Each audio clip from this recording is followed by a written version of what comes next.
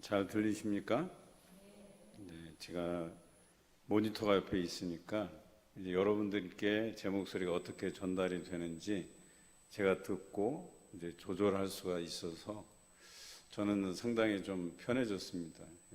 여러분들 듣기 어떠십니까? 괜찮으세요? 네, 감사합니다. 오늘 시편 61편은 다윗이 그가 살고 있던 시온성, 그러니까 지금으로 얘기하면 예루살렘에서 멀리 떨어진 상황에서 이 시를 지어 불렀다라고 여겨집니다. 다윗이 시온성에서 멀어지는 경우는 성경에 한 두 가지 정도로 우리가 추측해 볼 수 있는데, 그 첫째는 전쟁 중일 때, 그래서 시온성에서 멀리 떨어져 있거나, 혹은 우리가 잘 아는 아들 압살롬이 반역을 일으켰을 때에 다윗이 도망간 장소가 마하나임이라는 장소입니다. 예루살렘의 북동쪽에 있는 도시인데요, 마하나임은 요단 동편입니다. 그러니까 이스라엘은 요단 서편이고 요단강을 중심으로 해서 요단 서편 북동쪽에 위치하는 도시예요. 그러니까 예루살렘으로부터는 좀 멀리 떨어진 곳이라고 할 수 있겠죠. 그래서 오늘 본문 1절에 아마도 그가 이렇게 하나님 앞에 간절히 기도하는 모습을 보면 그가 매우 어려운 상황에 처해 있음을 우리가 추측해 볼 수가 있습니다. 1절을 우리 같이 한번 읽어보겠습니다. 하나님이여 나의 부르짖음을 들으시며 내 기도에 유의하소서. 그가 간절히 하나님께 기도하고 있죠. 그냥 일상적인 기도가 아니에요. 그가 하고 있는 기도를 하나님께서 유의해서 들어달라고 간곡히 부탁하고 있는 기도입니다. 오늘 본문 2절에 이렇게 기록되어 있습니다. 내 마음이 약해질 때에 라고 기록되어 있어요. 그러니까 다윗이 굉장히 어려운 문제에 처해 있었다라고 보여집니다. 왜냐하면 마음이 약해졌다고 표현하고 있어요. 그렇게 믿음이 좋았던 다윗이 하나님 앞에 자신의 마음이 약해졌다라고 이렇게 표현하고 있죠. 그가 인생에서 경험해 보지 못하는 그런 어려움에 처해 있다라고 보여지는 것이죠. 그래서 땅끝에서부터 주께 부르짖으리니 나보다 높은 바위에 나를 인도하소서라고 그가 기도하고 있습니다. 오늘 여기서 보면 땅끝에서부터라고 기록되어 있어요. 그러니까 그가 거한 곳이 땅끝이라고 생각하는 거예요.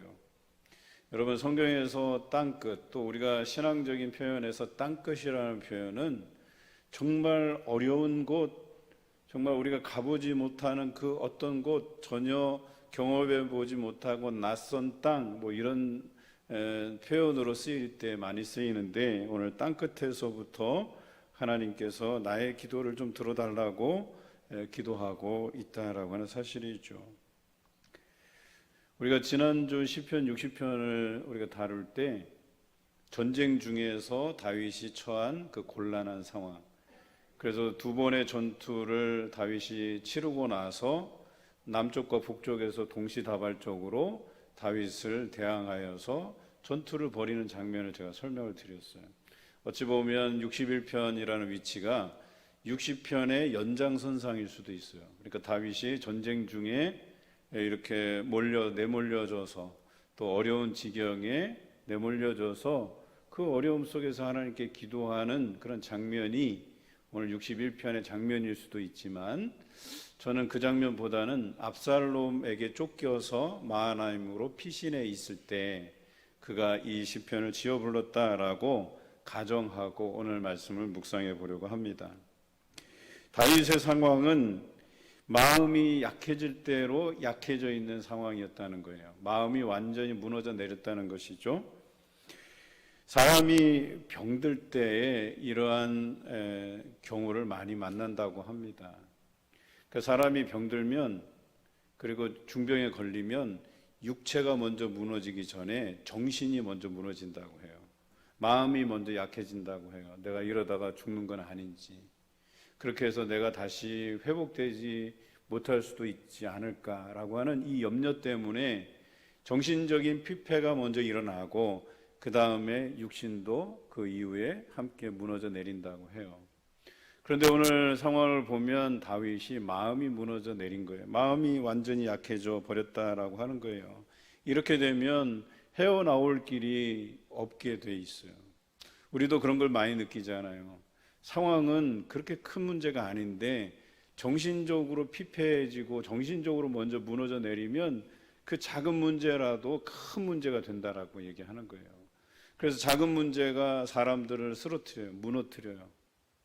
그래서 그 작은 것들이 나중에 커져버린다라고 우리는 흔히 우리가 경험하는 여러 가지 일들로 우리가 알 수가 있죠. 다윗이 바로 그런 상황에 처해 있다라고 하는 것입니다. 그런데 그것이 그들에게 꼭 나쁜 상황만은 아니라는 거예요. 어느 때 내가 그동안 의지했던 것들로 인해서 이 정도면 내가 살만하겠지. 그래서 내가 이 정도 재물을 모았고 이 정도 지위에 올랐고 그리고 내가 이만큼 자녀들을 잘 키워놨는데 그래도 이 정도면 내가 좀 행복한 노후를 맞지 않겠나라고 생각하다가 어느 순간에 마음이 무너져 내리는 그런 경우를 만난다는 거예요. 그런데요, 이런 것을 만날 때 이것이 꼭 우리에게 나쁜 일로만 받아들여지지는 않는다는 거예요. 왜냐하면 그동안 내가 하나님을 믿는다고 얘기했지만 내가 온전히 하나님을 믿지 못하고 자녀들의 잘됨을 의지하고 물질을 의지하고 내 자리, 내 지위, 내 가문 뭐 이런 것들을 의지하다 보니까 그럭저럭 살만하다가 결과적으로 내가 하나님을 온전히 의지하지 못했구나라고 하는 사실을 깨달으면서 그 어려운 문제를 만날 때 마음이 무너져 내릴 때 내가 하나님밖에 의지할 분이 없겠구나 라고 하는 그런 깨달음이 올 때 이 마음이 무너져 내리는 사건이 우리에게 영적인 유익이 될 수 있다라고 하는 것을 말씀드리는 것입니다. 다윗도 사람인지라 하나님보다 더 의지했던 것이 없을 수는 없습니다. 한 예로 들면 우리가 흔히 여러 번 다루었지만 밧세바의 사건을 통해서 그래요.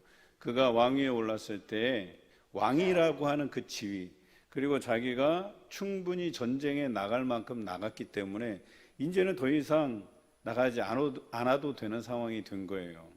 많은 장수들이 있고 자기는 왕이기 때문에 그래서 전쟁에 나가지 않았어요. 그리고 궁궐을 거닐다가 아리따운 여성을 만나게 되고 그 여성에게 마음을 빼앗기고 결과적으로 남편이 있는 몸임에도 불구하고 그 밧세바를 취하는 그런 죄악을 범하게 되잖아요.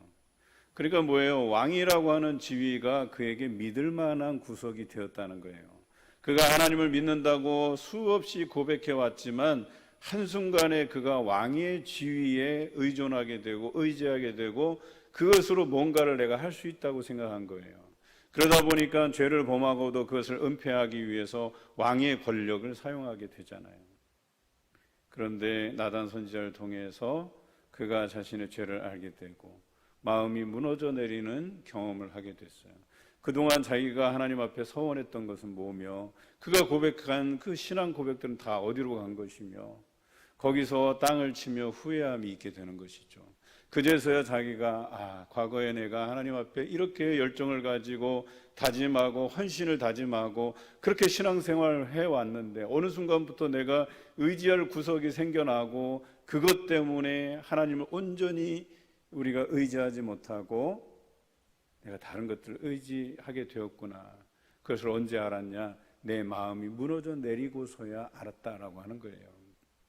그런데 그가 왕으로서 흔들리지 않을 것이라고 생각했죠. 자기를 따르는, 자기를 위해서 목숨을 버릴 만한 장수가 수십여 명이 넘고 그리고 자신을 따르는 백성들이 있고 그리고 자신의 나라는 이미 여러 전쟁을 통해서도 넓은 땅을 확보하고 그 주변에 다윗을 이길 만한 그런 대적이 없었거든요. 그러니까 이 왕의 지위가 충분히 자기를 보장할 것이라고 생각한 거예요. 그런데 하루아침에 쫓기는 신세가 되었죠. 자기가 믿던 아들 압살롬이 반역을 일으키게 되고 자신의 모사 아히도벨이 자신을 배신하고 결과적으로 자신을 죽이려고 하는 일에 가담했다는 거예요. 한순간에 그의 마음이 녹아버렸어요. 마음이 무너져 내렸어요. 그 배신감에 자기가 믿고 의지했던 왕의 지위도 이제는 아무 쓸데가 없는, 소용이 없는 그런 상황이 되어버렸다는 거예요. 그래서 하루아침에 쫓기는 신세가 되었다는 거죠. 목숨을 보장받을 수 없는 그런 상황에 처해지게 되었다라고 하는 것입니다. 여러분, 이렇게 마음이 무너져 내릴 때 다윗이 어떤 생각을 했을까? 오늘 시편을 통해서 우리가 묵상하는 내용이겠지만 다윗은 알았어요. 내가 그동안 헛된 것을 의지했구나라고 하는 것을 알았어요. 왕의 지위가 나를 보장해 주지 못한다는 사실을 알았어요. 그리고 그가 쫓기는 신세가 되어 보니까, 마음이 무너져 내려 보니까, 내가 의지할 만한 분은 하나님 한 분밖에 없구나 라고 하는 사실을 알게 됐다라고 하는 것입니다. 여러분, 그런데요, 우리도 마찬가지예요. 다윗처럼 왕까지는 아니어도 우리가 가지는 사회적인 지위가 있어요. 그 지위가 마치 우리를 보장해 주는 것처럼 여길 때가 있어요. 또 교회 안에서는 자신도 모르게 장로가 되고 안수집사가 되고 권사가 되고 집사가 되고 하다 보면 그것이 마치 나의 신앙을 담보해내는 것처럼 착각할 때가 있다는 거예요. 그런데 내가 온전히 하나님을 의지하지 않으면 장로가 되도 무슨 소용이에요? 권사가 되든 안수집사가 되든 집사가 되든 목사가 되든 그게 무슨 상관이에요? 내가 하나님을 의지하지 않고 있는데, 그러면 언젠가는 처절하게 우리가 마음이 무너져 내리는 경험을 하게 돼 있다는 거예요. 그럴 때 우리가 생각해야 되는 것은 우리가 의지할 만한 분은 하나님 한 분밖에 없구나라고, 지혜로운 사람들은 이것을 깨닫게 되지만 그렇지 않은 사람들은 하나님을 의지하지 않는다니까요. 끝까지 내 고집, 내 주장 펼치다가 마음이 무너져 내리고 의지할 바 없게 되고, 결과적으로 사람들도 돌아서고 또 나도 여전히 하나님과의 그 관계를 회복하지 못하는 그 어려운 지경에 빠질 수밖에 없다라고 하는 거예요. 그런 것들이 우리 안에 또 다른 것들이 있죠. 물질도 마찬가지예요. 내가 벌 만큼 벌었어요. 살만한 집도 장만하고 자녀들도 장성해서 가정을 이루고 잘 이렇게 자기 앞가림 잘 하고 있어요. 근심할 것이 없다고 생각하죠. 그리고 내가 특별히 어디에 이렇게 크게 투자하지 않는 이상엔, 그래서 그 투자에서 손해를 보지 않는 이상엔 또 따박따박 나오는 연금도 있겠다. 여러 가지 내 삶의 그 안정감을 누릴 때에 우리가 그것에 의존하기 쉽다는 거예요. 야, 요 정도면 살 수 있겠지? 야, 요 정도면 내가 노후를 편하게 보낼 수 있지 않겠나 하는 그런 생각이 우리에게 있다는 거죠. 그런데 어느 순간에 이것이 한순간에 무너져 내릴 때가 있다는 거예요. 내가 의지했던 자식들, 잘 나가던 우리 자식들이 삐걱삐걱대고 문제가 생겨나고, 또 그동안 재물만 잘 모아서 그저 노후를 행복하게 보내면 될 것 같았는데 건강에 적신호가 찾아오고, 또 여러 가지 제가 말씀은 다 드리지 않지만 제가 신방해 본 결과 문제 없는 가정이 없어요. 다 근심 있고 걱정 있고 기도 제목이 있고 다 그래요. 그런 문제들이 찾아오는데, 그런 문제들이 굉장히 사소한 것 같지만 우리 마음을 무너뜨리고 우리가 의지할 만한 것들이 우리 삶에서 사라지게 만드는 이유가 된다라고 하는 것이죠. 아마도 여러분들께서도 마음이 무너져 내리는 이 경험들을 한 번씩은 다 해보셨을 거라는 생각이 들어요. 이때 우리가 깨달아야 될 것은 우리가 의지할 만한 분은 하나님 한 분뿐이시다 라고 하는, 바로 이것이 우리에게 필요하다라고 하는 것이죠. 저도 한때는 건강함에 대한 자신감이 있었어요. 누구보다 튼튼하다고 생각했어요. 운동도 잘하고, 하여튼 못하는 운동이 없을 정도였으니까요. 또 어릴 때부터 그런 어떤 건강하다 보니까 이제 싸움에 대한 이 왕성함도 있어갖고 제가 사고를 많이 쳤어요. 부모님에게 참 못할 짓을 한 거죠. 우리 초등학교 때는, 그때는 이제 국민학교 때였죠. 퇴비장이라는 게 있었어요. 풀을 이렇게 깎아서 모아놔서 썩히는 장소가 있었거든요. 거름으로 쓰려고. 근데 이 퇴비장이 항상 새로운 풀로 이렇게 위에 덮어지니까 거기가 푹신푹신하고 참 좋아요. 그래서 싸움만 하면 아이들이 퇴비장에서 싸움을 해요. 그래서 거기서 치고받고 하다 코피 터지면 지는 거거든요. 그런데 그때는 왜 이렇게 그게 참 내가 살아가는 이유인 양 누군가의 코피를 터트려야지만 통쾌하고 내가 살아가는 존재감이 있고 막 이렇게 생각되던 때가 있었거든요. 그런데 아무리 생각해봐도 내가 싸움 잘하고 건강한 것이 내게 별로 유익이 안 돼요. 그것이 내게 어떤 삶의 안정감을 가져다 주고 그것이 내가 의지할 만한 것 아니라는 걸 깨닫게 됐어요. 제가 안동에서 사역할 때 일주일에 3번씩 대학 신방을 다녀오고 또 여러 이제 맡겨진 일들을 이렇게 수행하는데 참 시간적 여유가 잘 없었어요. 그리고 일주일에 한 3번씩, 4번씩은 10시, 11시에 퇴근하는 게 일반적이었고. 그런데 그때만 해도 제가 건강에 대한 자신이 있었거든요. 근데 어느 날 대학 신방을 다녀와서 잠깐 집에 들렸는데 집에서 한번 쓰러진 거예요. 쓰러지고 나니까 두려움이 찾아오더라고요. 내가 그동안 믿었던 그 건강, 누구보다도 건강하다고 생각을 했었는데 한번 쓰러지고 나니까 겁이 나고 몸이 사려지더라니까 저절로. 야, 이게 건강한 것이 이게 자신할 만한 것이 아니구나. 아마 그런 경험들 여러분들도 해보셨을 거예요. 그리고 50대가 지나면서 50대 중반 아마 60대를 또 지나면서는 또 달라지겠지만 제가 50대를 지나면서부터 몸에 여러 가지 이상 신호들이 와요. 전에는 이렇게 아무리 운동을 열심히 하고 막 해도 하루면 다 몸이 회복되고 그러는데 회복은커녕 여기저기 막 쑤시고 아프고 막 그러더라고요. 그러니까 이 건강도 우리가 믿을 만한 것이 못 돼요. 여러분 싸움 잘하는 거 그 돈만 열심히 깨지지 그게 우리에게 주는 유익이 없어요. 싸움 잘해서 뭐 하겠어요. 괜히 사람 위협하고 협박하고 때렸다가 배상해야 되고 치료비 물어줘야 되고 잘못하다가는 감옥에 갈 수도 있는데요. 그것이 나의 마음이 무너져 내릴 때에 깨달아지더라니까요. 아, 내가 의지할 만한 분은 하나님 한 분밖에 없구나. 내가 자신할 만한 것들을 의지해봐야 그게 소용이 없구나라고 하는 것을 깨닫게 돼요. 이러한 깨달음이 저는 빠를수록 좋다고 생각이 돼요. 한번 생각해 보세요. 빨리 이것을 깨달아지고 그래서 내가 하나님을 의지하면서 이른 나이에서부터 그렇게 살아가면 얼마나 좋겠어요. 그런데 나이 들어서 마음이 무너져 내리는 경험이 있고 나서야 겨우겨우 내가 하나님을 의지할 걸 이렇게 후회해 봐야 늦은 거죠. 물론 늦어서라도 그것이 깨달아지면 괜찮은데 그래도 미리 그 마음이 무너져 내리는 경험들을 통해서 내가 하나님을 의지하는 것이 더 낫지 않겠냐라고 하는 것입니다.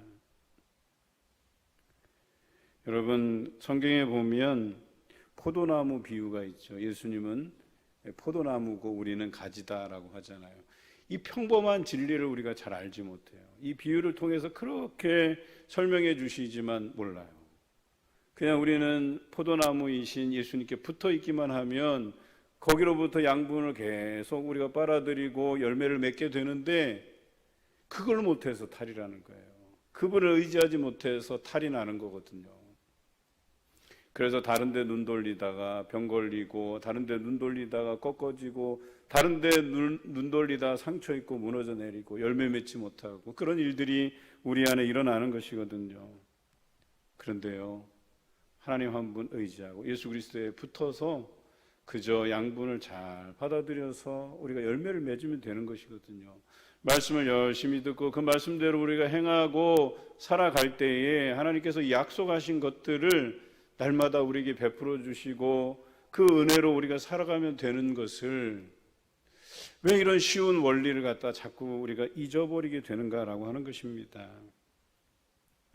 다윗이 마음이 무너져 내리는 경험을 통해서 하나님을 다시 찾고 있어요. 오늘 시편에 보면 우리도 이와 같이 우리의 의지할 만한 것들, 이것이 결과적으로 하나님 외에는 의지할 만한 것이 없다는 그 사실이 깨달아지기까지 오랜 시간을 보내지 마시고 정말 짧은 기일 안에 우리가 마음에 깨달아지는 것이 하나님밖에 없구나 라고 하는 이런 인식이 여러분 안에 있기를 주님의 이름으로 기원합니다.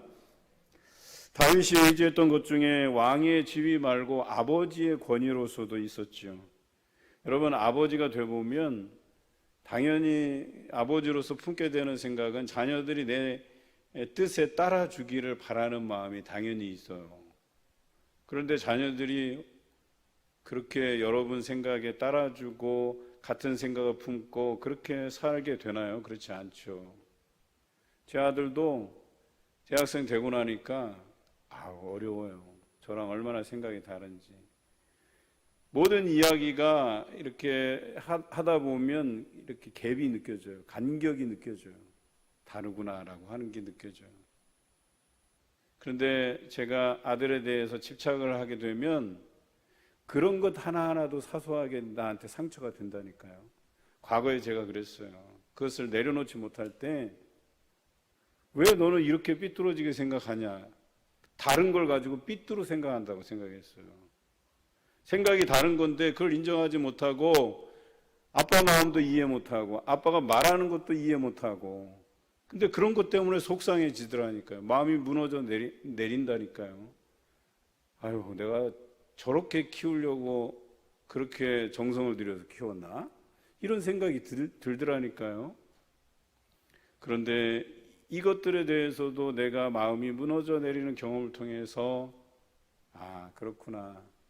이 아들도 내 마음대로 되지 않는데 내가 그것을 내 마음속에 품고 아버지의 권위로서 내 말을 들었으면 좋겠다, 순종하면 좋겠다, 이 생각만 가지고 내가 살았구나. 그런데 그 아들도 하나님께서 키워주실 줄로 믿고 바른 길로 인도해 가실 줄로 믿고 내어 맡기면 그때부터는 마음이 편해진다니까요. 차이가 있다는 걸 인정하게 된다니까요. 그렇구나. 얘가 바라보는 시각이 다르구나. 그래서 제가 생각하는 건 뭐냐면 우리가 일반적으로 생각하는 신앙의 그 큰 틀 안에서 벗어나지만 않으면 되겠구나 하는 생각을 인정하게 돼요. 하나님께서 이 자녀에 대해서 하나님께서 선악간에 인도해 가시겠구나 하는 그 믿음이 우리 안에 있다면 우리가 자녀들로 인해서 마음이 무너질 일이 없다고 얘기하는 거죠. 오늘 사실 제가 아내와 결혼 기념일이에요. 또 5.18 또 우리 광주 민주화 운동과 또 이렇게 연결이 돼 있어서 잊을래야 잊을 수 없는 날이 되거든요. 그래서 아내와 오늘 이제 뭘 하고 싶냐, 내가 오전 시간을 당신한테 쓰겠다 해서 여기저기 좀 다녀왔는데 이렇게 차에서 이야기를 하면서 제가 오늘 설교를 해야 되니까 당신은 자녀들 때문에 마음이 무너져 내린 경험이 있었냐 그랬더니 있대요. 이게 속상한 거예요. 내가 이러려고 이 자녀를 키웠나 하는 생각이 든다는 거예요. 그런데 그게 뭐냐면 부모님이 생각한 대로 자녀들이 그런 방향으로 가지 않으니까 또 내 생각대로 안 되니까 그래서 마음이 무너져 내린다는 거예요. 그런데요, 그것마저도 내가 하나님 앞에 내어드릴 수 있다면 내려놓고 하나님께 맡긴다고 한다면 이런 경험에서 우리가 벗어날 수 있다는 거예요. 무너져 내리는 경험을 우리가 하지 않고도 하나님께서 내 자녀들을 세워주실 줄로 믿고 그렇게 한 방향 한 길로 갈 수 있지 않겠나 하는 생각을 해보는 거예요. 여러분, 또한 우리 집안에서는 남편으로서의 권위도 있고 또 아내로서 사랑받아야만 되겠다라고 하는 그 마음들이 있잖아요. 그런데 이런 마음들이 한순간에 무너져 내릴 때가 있다니까요. 아유, 내가 저걸 남편이라고 믿고 지금까지 살아온 내가 바보지, 이런 생각 안 해봅니까? 아이고, 내가 저걸 아내라고 저 맞이해갖고 남편 마음도 이해 못하고 남편이 얼마나 고생스럽게 일하는지도 모르고 이렇게 서로 간에 오해가 생겨서 마음이 무너져 내린 경험이 여러분 없으십니까? 저만 이상한지 모르겠어요. 저는 종종 있거든요. 오늘도 사실은 결혼 기념일이긴 해요. 그래서 좋은 경험들을 했어요. 또 어떤 권사님 한 분이 밥도 또 이렇게 차도 사주셔서 좋은 풍경 안에서 좀 힐링이 되는 시간을 가졌는데, 그런데 그 중에서도 한 사건이 난 거죠. 이제 어디를 가는데 이제 핫도그가 먹고 싶어서 핫도그 세트를 사달라 그랬어요, 아내한테. 세트라고 하면 핫도그가 있고 뭐 음료가 있는 것 아니겠어요? 그런데 차를 이제 출발시키고 차 안에서 핫도그를 먹으려고 보는데 이 펩시콜라 컵은 가져왔는데 콜라를 안 담아왔더라고요. 그래서 핫도그만 가져오고 이거는 여기다가 콜라를 담아오지를 않은 거예요. 그래서 제가 야, 어찌 당신은 세트 메뉴를 시켜놓고 콜라를 담아올 생각을 안 하고 이 콜라 담는 컵에다가 핫도그를 집어넣어갖고 그걸 가져오느냐. 제가 좀 타박을 했어요. 근데 이제 아내가 되게 민망한 거죠, 그게 상황이. 여러분, 이런 경험 안 해보셨어요? 사실은 마음이 무너져 내릴 것까지는 아니지만 그래도 아이고 그거 좀 모른 채 해주지, 아니면 괜찮아 이렇게 얘기해 주지, 결혼기념일인데 꼭 그걸 갖다 지적을 해야 될까, 아마 그 마음을 아내가 가졌을 가능성이 있어요. 이게 참 저도 바보같이 그 좋은 날에 그 콜라 한 잔 못 마신다고 그거 안 타갖고 왔다고 타박을 했으니, 여러분 그런 거예요. 그런데 사실 우리가 의지할 만한 분이 하나님이시다라고 하는 걸 인정하고 우리가 그분만 바라보잖아요. 그러면 남편에게서 아내에게서 그렇게 찾아오는 실망감, 그게 그렇게 크지 않다는 거예요. 그럴 수 있겠구나. 또 내가 좀 서툴렀구나. 아니면 내가 좀 심했구나. 이런 생각을 가지고 살아가게 돼 있다는 얘기예요. 그런데 한번 생각해 보세요. 내가 하나님만 의지하지 않고 살아간다고 하면 여러분 그 사소한 문제가 큰 문제가 된다니까요. 그러면 우리는 그래도 사소한 건 사소한 것으로 끝내긴 했어요. 물론 제가 아내의 마음을 직접적으로 물어본 건 아니지만 하여튼 서로 웃으면서 끝내버렸어요. 그래서 아내가 그러는 거예요.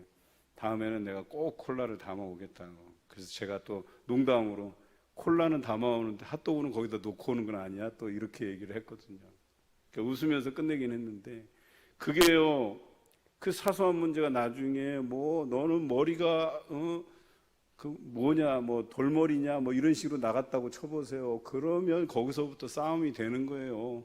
그러면 남편더러 또 뭐라고 이렇게 삿대질 해가면서 뭐 큰 소리 내고, 그러면 결혼 기념일이고 뭐고 다 없어지는 거예요. 그냥 집에 그냥 가갖고 집에 가서 토라져갖고 당신이 알아서 저녁 챙겨 먹으라 하면 라면 끓여 먹어야 되고, 뭐 그런 상황이 벌어지는 것 아니겠어요?